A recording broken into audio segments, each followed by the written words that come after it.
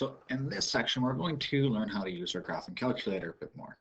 Now, instead of using an actual graphing calculator, which might look a little bit like this, we're actually going to need to download an app called Desmos.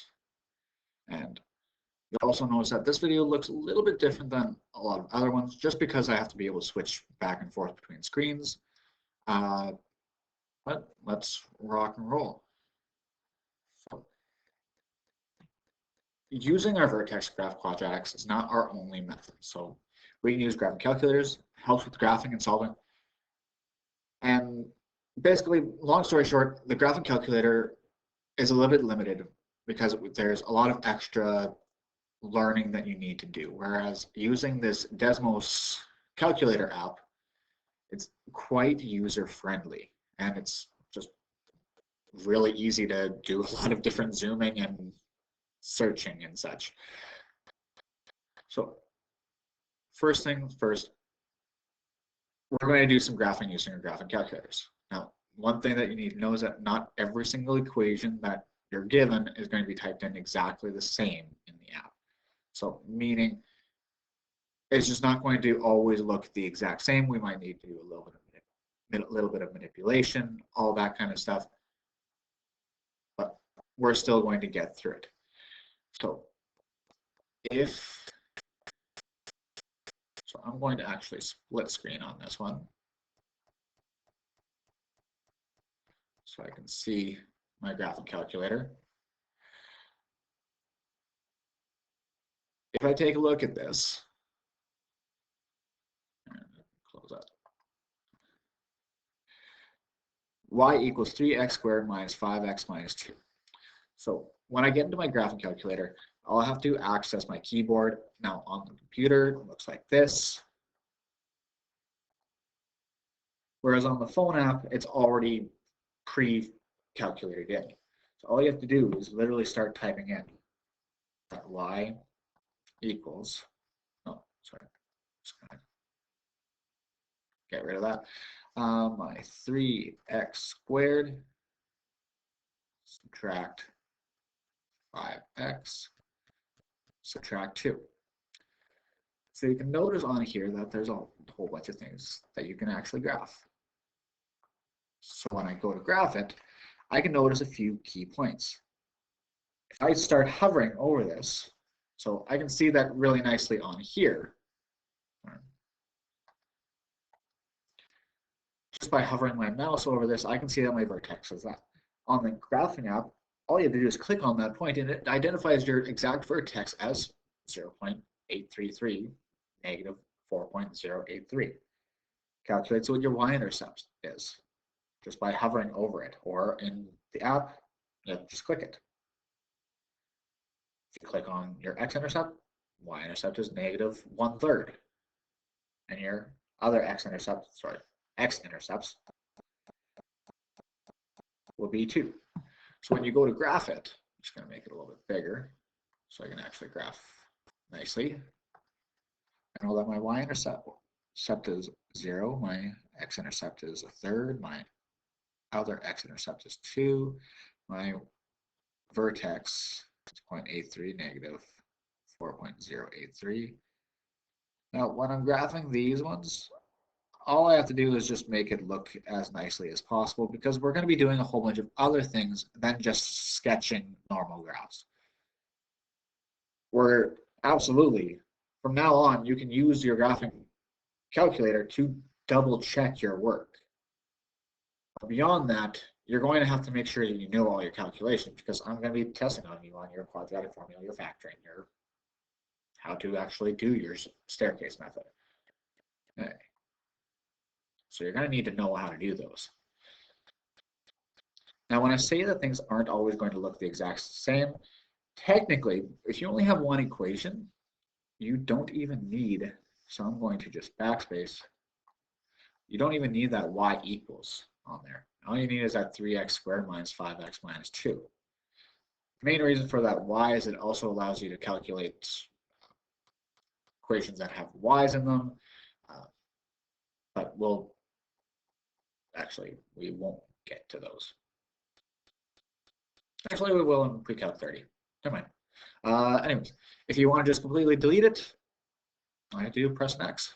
So if I want to graph the other one, now, unfortunately, this one's a little bit different than your scientific calculator. Your negative is your subtraction, which is a little bit counterintuitive, but at the same time, it still works exactly the way that it should. Your negative 2x squared. Of course, if you want to go higher power, you just have to press that a to the power of b, but we don't have to worry about that.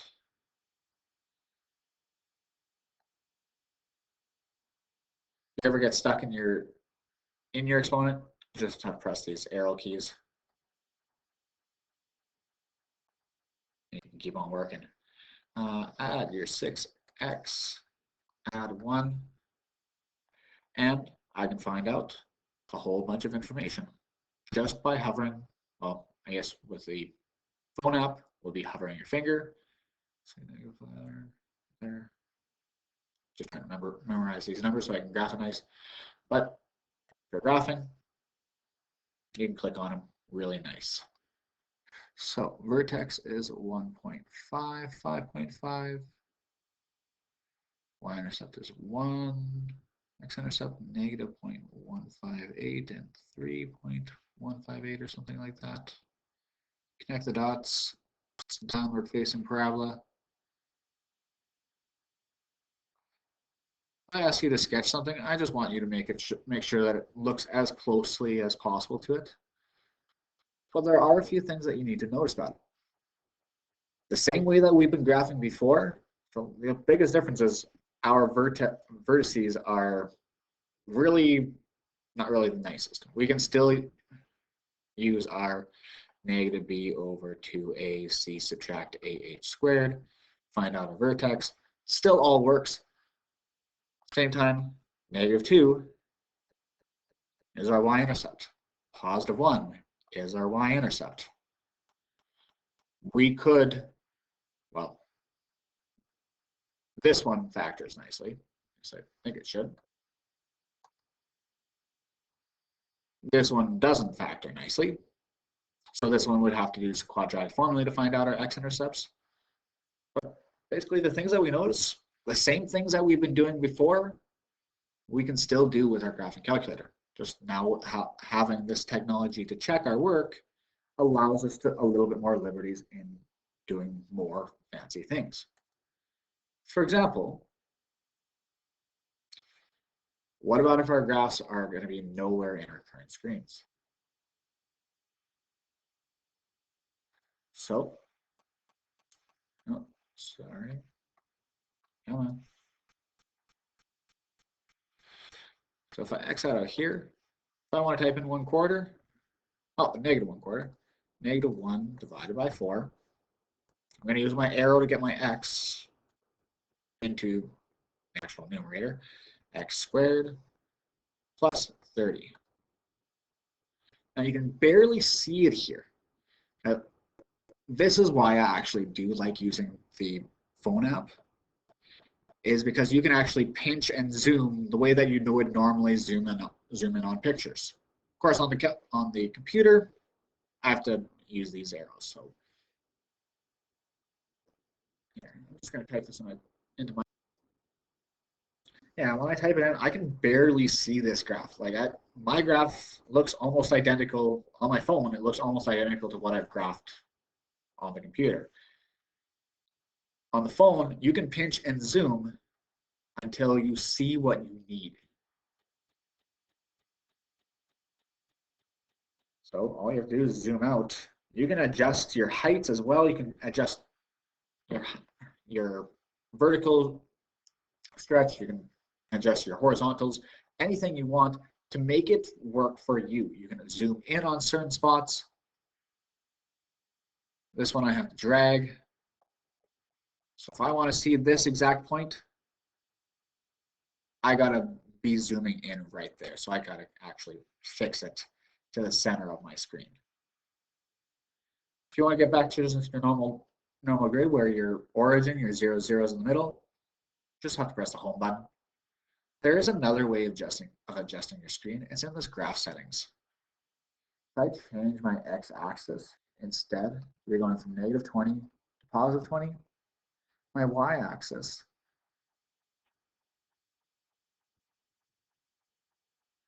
to say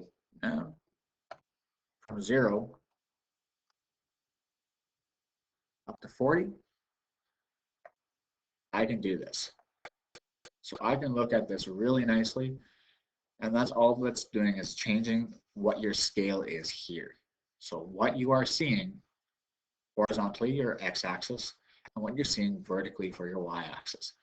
Notice how it's written in perfect domain and range form. Because if I adjust there, it should be almost at the maximum height of 31. That's a little bit higher. Okay.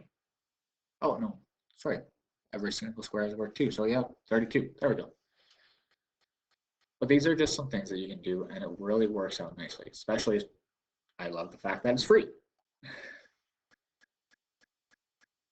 the same time, when we're doing our graphs, I ask you to just do a quick sketch. All that you really need to know is what are the general form of it. So if I go back and I find out exactly where it's crossing my x-axis, just clicking on theirs, 10.954 negative, our vertex is at 0.30, which fits exactly with this form being this negative 1/4. I'll make that actually look like a 4. X subtract 0 squared. Sorry, this is just my computer being really slow. I'll do that one. Holy, what the heck is going on? Anyways, 1/4 x subtract 0. No.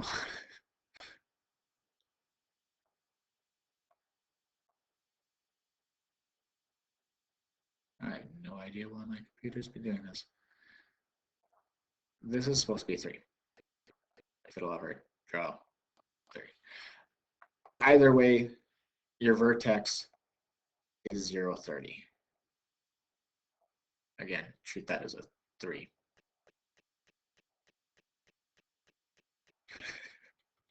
This is bad.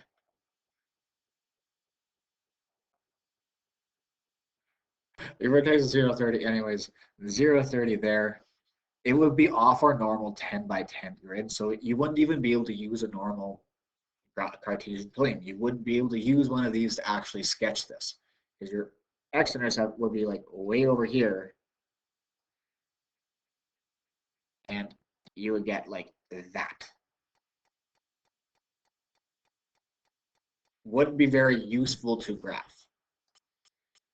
So sometimes we have to use a graphing calculator, show what we need.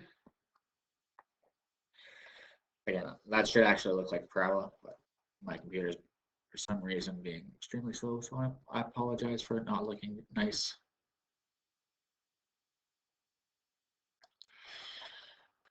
Anyways, so in order to solve, which means find zeros, roots, x-intercepts of quadratic, we look at two things.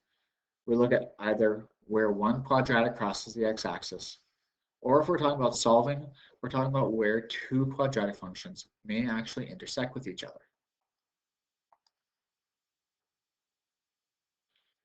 So if we go back to those original sketches, I'm actually just going to clone them. So these are the exact same equations. So just bear with me. I'm just going to pause and clone. So all I did was I cloned the ones from the front page, put them on here. And again, if we're talking about solving, we're finding what are the x-intercepts. So on this one, we got x-intercepts of negative 0.3 repeated.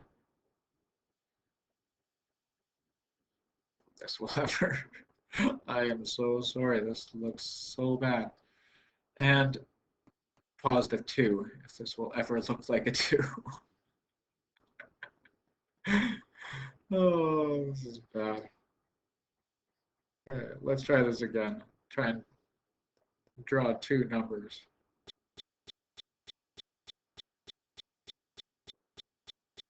Three. Oh, sorry, skipping out on me.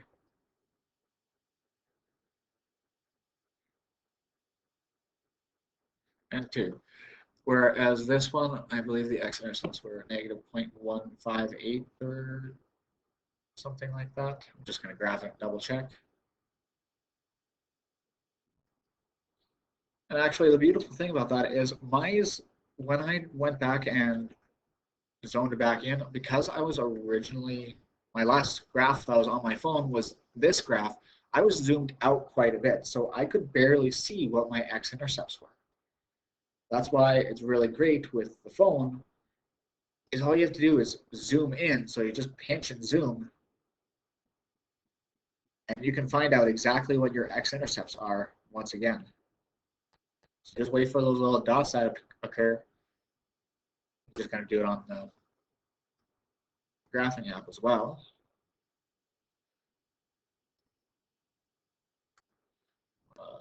Negative 2x squared plus 6x plus 1. So you can see that's not even on my grid here. But if I zoom up, I can zoom in, click on my graph. Yeah, negative 0.158 and positive 3.158.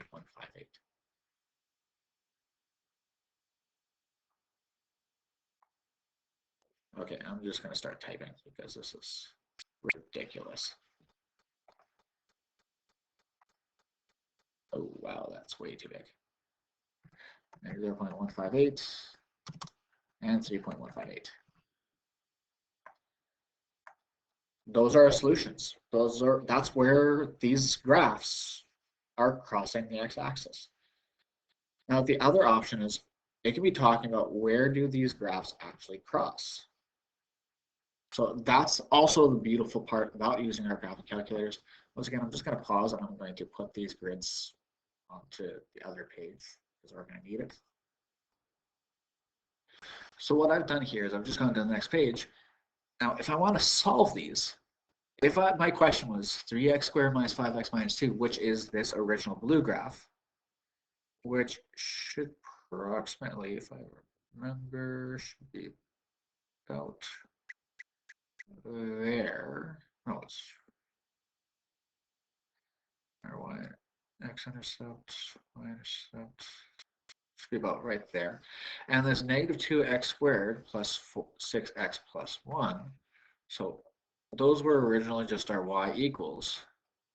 Oh, wow. I was laughing before, but now it's just bad. But then if I put the other one in there, this negative 2x squared minus 6x plus 1, vertex is about right there.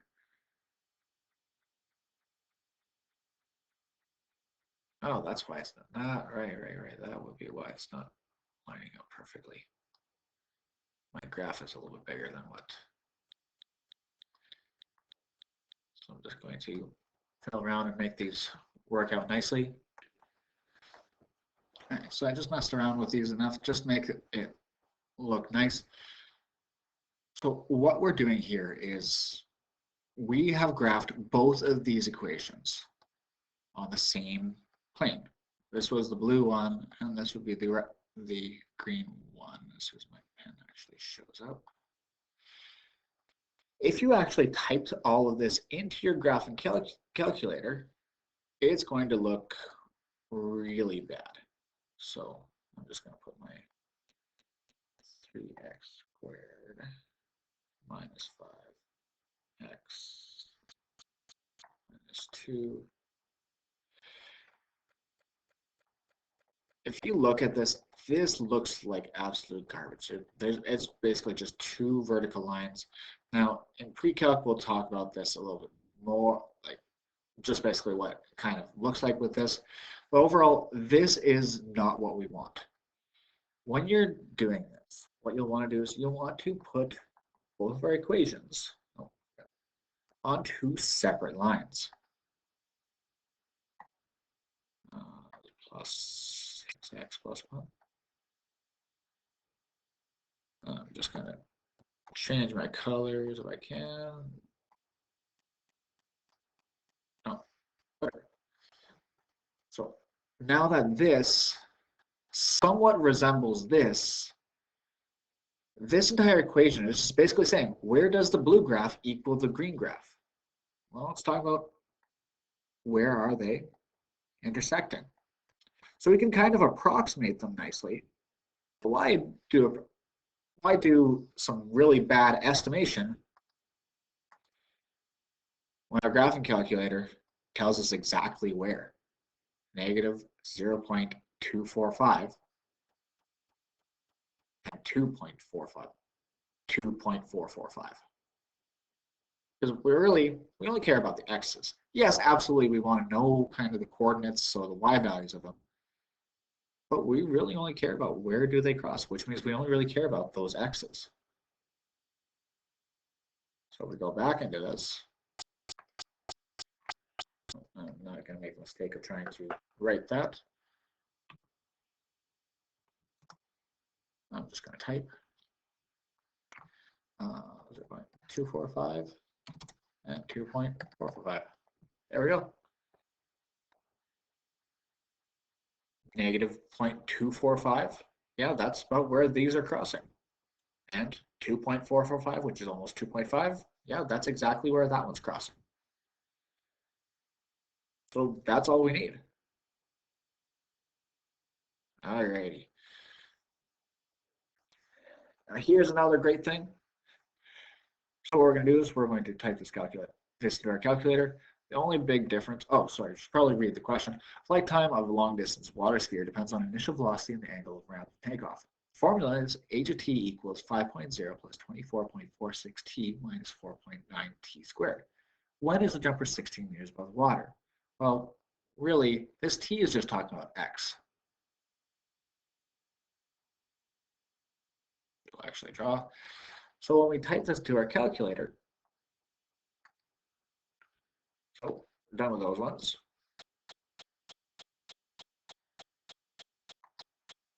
5 plus 24 points, no, I forgot the number. 4, 6. We just need the x in there. Subtract 4.9 x squared. These are good. Now I can close this so I can actually see it. Just make sure I wrote down the right equation.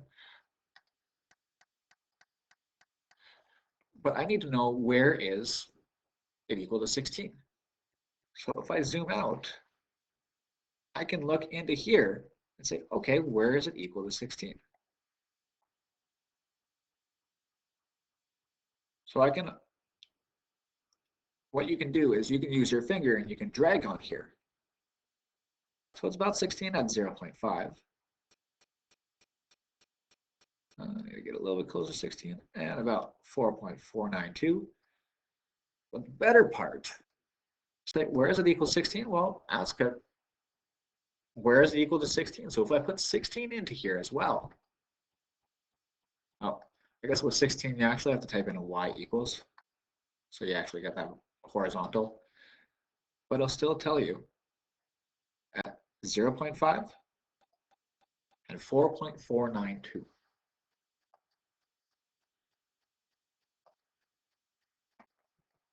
So because it's x, but it's t, 0.5, 4.492. That's a beautiful thing about these graphic calculators. There's not a lot of work to show. Of course, absolutely we can sketch it, but again, my writing thing is really being slow and all that. But there's not a lot of stuff that you actually have to do. So all you have to really do is use your graphic calculator, find out your answers, make sure you're good.